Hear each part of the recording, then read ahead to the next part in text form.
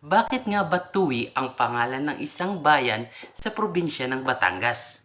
Ang Tuwi ay dating parte ng Balayan, Batangas na dati namang sentro ng probinsya ng Batangas. Taong 1866, diniklara bilang independent town ang bayan ng Tuwi sa ilalim ng pamamahala ng Alkalde Mayor ng Batangas noon na si Salvador Elio.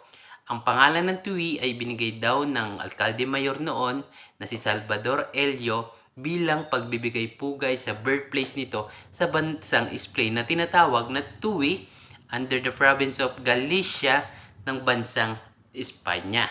Ngayon, alam mo na kung bakit Tuwi ang pangalan ng lugar na ito. Pero kung bakit Tuwi ang basa sa lugar na ito instead of Tuy, ay hindi ko pa rin alam. So kung alam mo kung bakit ganun yung basa dito, don't hesitate to comment below para naman madagdagan ang kaalaman nating lahat.